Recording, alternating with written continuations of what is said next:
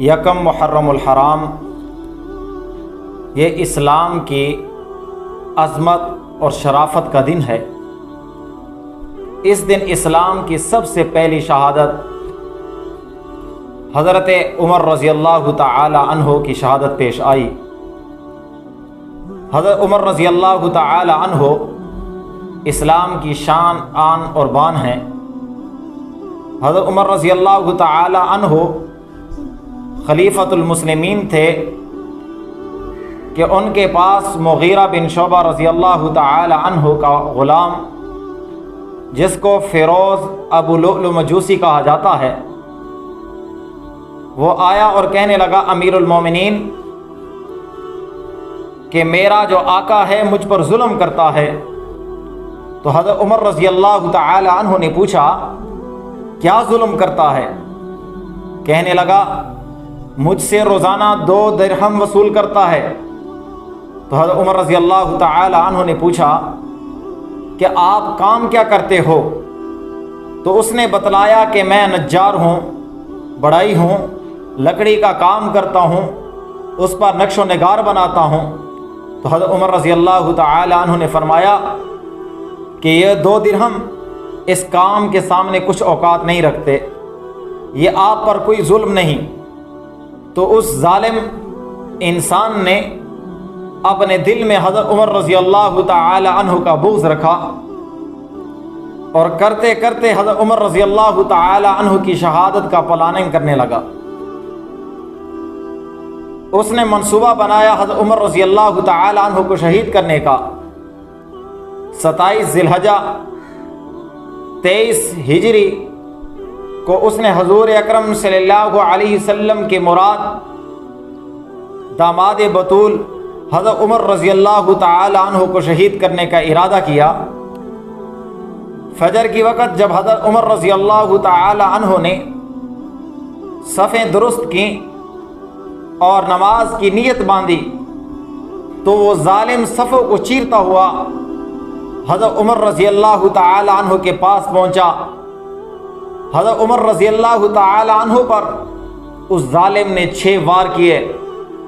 ایک وار ناف کے نیچے لگا، وہ اتنا شدید وار تھا کہ حضرت عمر رضی اللہ تعالی عنہ اس کی وجہ سے گرنے لگے۔ حضرت عمر رضی اللہ تعالی عنہ کے پیچھے حضرت عبد الرحمن بن عوف رضی اللہ تعالی عنہ کھڑے تھے۔ حضرت عمر رضی اللہ تعالی عنہ نے ہاتھ سے ان کو پکڑا اور اپنے مصلے پہ کھڑا کر دیا۔ حضرت عمر رضی اللہ تعالی عنہ وہیں مصلے پر بے ہوش ہو گئے۔ صحابہ کرام نے نماز پڑھنے میں جلدی کی، ادھر وہ ظالم بھاگنے کی کوشش کرنے لگا، لیکن صحابہ کرام کی صفیں یوں صفیں تھیں، وہاں سے کوئی نکل نہیں سکتا تھا۔ صحابہ کرام نے جب اس کو پکڑنا چاہا، اس ظالم نے اپنی اسی خنجر کے ساتھ خودکشی کی اور جہنم واصل ہوا۔ حضرت عمر رضی اللہ تعالی عنہ کو اٹھایا گیا۔ حضرت عمر رضی اللہ تعالی عنہ کو لے گئے اپنے مکان میں۔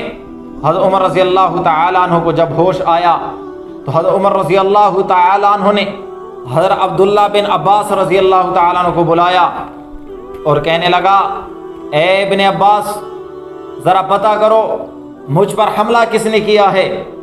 حضرت عمر رضی اللہ تعالی عنہ کے جواب پر حضرت عبداللہ بن عباس رضی اللہ تعالی عنہ باہر نکلے۔ جب باہر نکلے، صحابہ کرام کا مجمع رو رہا تھا۔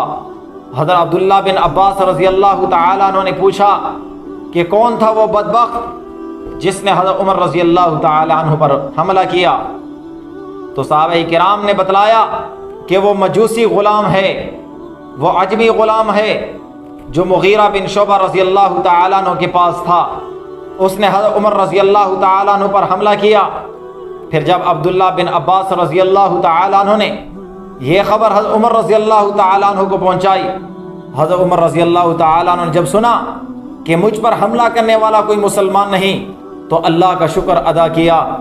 پھر کہنے لگے اے عبداللہ بن عباس، آج میرے پاس مال و دولت ہوتا، میں سامنے والی جو وحشتوں کو دیکھتا ہوں، آخرت کی وحشتوں کو دیکھتا ہوں، تو میں سارا مال اللہ کے راستے پر قربان کر دیتا۔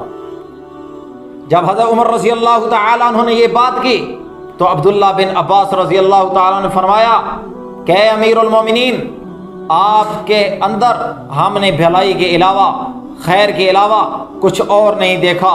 حضرت عمر رضی اللہ تعالیٰ عنہ کے چہرے پر مسکراہٹ، کہنے لگے اے ابن عباس، کیا آپ گواہی دیتے ہو کہ میں حق پر ہوں، میں نے زندگی خیر و بھلائی پر گزاری؟ تو حضرت ابن عباس نے فرمایا ہاں امیر المومنین، اس میں کوئی شک نہیں، میں گواہی دیتا ہوں۔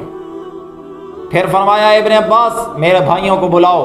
حضرت عبداللہ بن عباس رضی اللہ تعالیٰ عنہ نے فرمایا کون سے بھائی؟ تو حضرت عمر رضی اللہ تعالیٰ عنہ نے فرمایا کہ عثمان، علی، طلحہ، زبیر، عبد الرحمن، سعد بن ابی وقاص رضی اللہ تعالیٰ علیہم اجمعین، ان کو بلاؤ، یہ میرے بھائی ہیں۔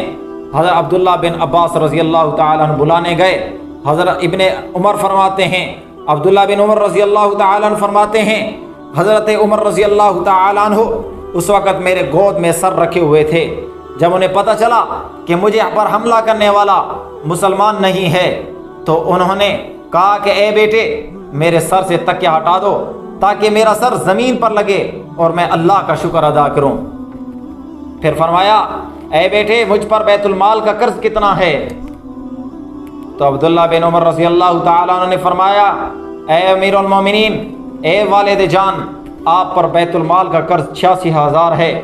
تو فرمایا بیٹے میرا مال، میری جائیداد بیچ کر بیت المال کا قرض ادا کر دینا، اگر پھر بھی میرا مال کافی نہ ہو، وہ غریبوں کے لیے لیا ہوا بیت المال سے مال، کہا اگر پھر بھی ادا نہ ہو سکے تو اپنے مال میں سے دے دینا، پھر بھی ادا نہ ہو سکے میرے خاندان والوں سے لے لینا، اگر پھر بھی قرضہ ادا نہ ہو سکے تو بنو عدی سے لے لینا، اگر پھر بھی ادا نہ ہو سکے تو قریش سے سوال کرنا، لیکن بیت المال کا قرضہ ادا کر دینا، پھر قریش کے علاوہ کسی اور سے نہیں مانگنا۔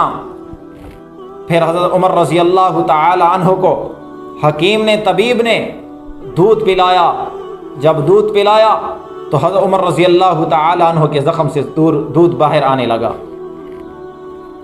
اب طبیب نے کہا بچنے کی امید نہیں، بچنے کی امید نہیں۔ تو حضرت عمر رضی اللہ تعالی عنہ نے صحابہ کرام میں سے 6 حضرات کو قریب بلایا، حضرت عثمان رضی اللہ تعالی عنہ، حضرت علی رضی اللہ تعالی عنہ، حضرت طلحہ رضی اللہ تعالی عنہ، حضرت زبیر رضی اللہ تعالی عنہ، حضرت عبد الرحمن بن عوف، حضرت سعد بن ابی وقاص رضی اللہ تعالی عنہ، ان کو بلایا اور فرمایا کہ آپ پر اللہ کا رسول راضی تھا۔ جب حضور صلی اللہ علیہ وسلم دنیا سے رخصت ہونے لگے وہ آپ پر راضی تھے، میں بھی آپ پر راضی ہوں۔ آپ اپنے اندر میں سے کوئی ایک خلافت کے لیے منتخب کر لینا، اگر آپ کے اندر اتحاد ہوگا، امت کے اندر اتحاد ہوگا، اگر آپ نے اختلاف شروع کیا امت کے اندر اختلاف شروع ہو جائے گا، اپنے میں سے ایک امیر منتخب کر لو۔ اور پھر میں نصیحت کرتا ہوں جو امیر ہوگا اس کو کہتا ہوں کہ مہاجرین کا خیال کرنا، یہ حضور اکرم صلی اللہ علیہ وسلم کے قریبی ہیں، انہوں نے اسلام کے لیے ہجرت کی ہے، اور انصار کا خیال کرنا، انہوں نے اسلام کے لیے سب کچھ قربان کیا ہے۔ عرب کا خیال کرنا، یہ اسلام کی بنیاد ہے، یہ اسلام کی اساس ہے، یہ اسلام کی بنیاد ہے۔ حضرت عمر رضی اللہ تعالی عنہ دنیا سے رخصت ہو رہے ہیں، لیکن اس حال میں بھی لوگوں کو دین کی نصیحت کر رہے ہیں۔ بعض کتابوں میں لکھا ہے اس وقت ایک آدمی قریب آیا، اس کے پونچے ٹخنوں سے نیچے تھے، حضرت عمر رضی اللہ تعالی عنہ کی نگاہ پڑی اس آدمی پر اور کہنے لگے کہ آدمی کو جائز نہیں کہ ٹخنوں سے نیچے اس کی شلوار لٹک رہی ہو، اس کی چادر لٹک رہی ہو، دیکھیں جان اللہ کے قریب جا رہی ہے، آخری وقت ہے، لیکن پھر بھی دین کا اتنا غم ہے۔ حضرت عمر رضی اللہ تعالی عنہ نے پھر فرمایا اپنے بیٹے سے، اے بیٹے جا اماں عائشہ سے، ام المومنین سے جا کر معلوم کر، کہہ دینا کہ عمر امیر المومنین نہ کہنا، کہیں وہ مرغوب نہ ہو جائے، کہنا عمر اجازت مانگتا ہے کہ اگر اپنے حجرے میں حضرت ابوبکر و حضور صلی اللہ علیہ وسلم کے قریب جگہ مل جائے تو اگر اجازت مل جائے تو مجھے وہاں دفنا دینا۔ حضرت عمر رضی اللہ تعالی عنہ نے جب پیغام بھیجا، اماں عائشہ صدیقہ کے پاس پیغام پہنچا۔ اماں عائشہ صدیقہ کہنے لگی کہ یہ جگہ تو میں نے اپنے لیے رکھی تھی، لیکن جب حضرت عمر رضی اللہ تعالی عنہ نے یہ جگہ مانگی ہے تو میں حضرت عمر رضی اللہ تعالیٰ عنہ کو اپنے اوپر فوقیت دیتی ہوں۔ حضرت عمر رضی اللہ تعالیٰ عنہ کے پاس جب یہ پیغام پہنچا کہ ام المومنین حضرت اماں عائشہ صدیقہ نے اجازت دے دی ہے، تو حضرت عمر رضی اللہ تعالیٰ عنہ کہنے لگے کہ میرے دل کی خواہش پوری ہو گئی۔ پھر حضرت عمر رضی اللہ تعالیٰ عنہ نے جو نصیحتیں کرنی تھیں صحابہ کرام کو نصیحتیں کر دیں۔ جب یہ خبر پہنچی تو حضرت عبداللہ بن عمر سے کہنے لگے کہ اے بیٹے، میں رب کے قریب جا رہا ہوں، اب آپ اپنے گود سے مجھے ہٹا کر زمین پر لٹا دیجئے اور میرے رخسار زمین کے ساتھ لگا دیجئے۔ زمین پر حضرت عمر رضی اللہ تعالیٰ عنہ کا رخسار لگا، داڑھی لگی، ادھر روح پرواز کر گئی۔ پھر حضرت عمر رضی اللہ تعالیٰ عنہ جب دنیا سے رخصت ہوئے تو حضرت علی نے بھی کہہ دیا کہ آج تک مجھے محبوب ایسا کوئی نہیں تھا کہ حضور اکرم صلی اللہ علیہ وسلم اور حضرت ابوبکر کے بعد سب سے زیادہ محبوب مجھے حضرت عمر رضی اللہ تعالیٰ عنہ ہیں۔ حضرت سعید رضی اللہ تعالیٰ عنہ نے فرمایا کہ حضرت عمر کے جانے کے ساتھ اسلام میں ایسا دڑال پڑا ہے، ایسا وقفہ پڑا ہے، ایسی خالی جگہ ہوئی ہے کہ وہ کبھی پر نہیں ہو سکتی۔ حضرت عبداللہ بن سلام کہنے لگے کہ حضرت عمر رضی اللہ تعالیٰ عنہ اللہ ان پر رحمت نازل فرمائے، اسلام کے لیے، دین کے لیے ان کی سختی تھی، دین کے لیے ان کی نرمی تھی، یعنی حضرت عمر رضی اللہ تعالیٰ عنہ کے ساتھ اللہ تبارک تعالیٰ نے اسلام کو فضیلت اور شرافت عطا فرمائی۔ حضرت عمر رضی اللہ تعالیٰ عنہ 27 ذی الحجہ کو زخمی ہوتے ہیں اور یکم المحرم الحرام کو 24 ہجری کو اللہ کو پیارے ہوتے ہیں، ہفتے کا دن ہوتا ہے۔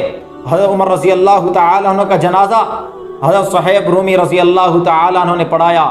حضور صلی اللہ علیہ وسلم کے ممبر اور حجرے کے درمیان جو حضور صلی اللہ علیہ وسلم نے جنت کا ٹکڑا کہا ہے، وہاں حضرت عمر رضی اللہ تعالیٰ عنہ کا جنازہ پڑھایا گیا۔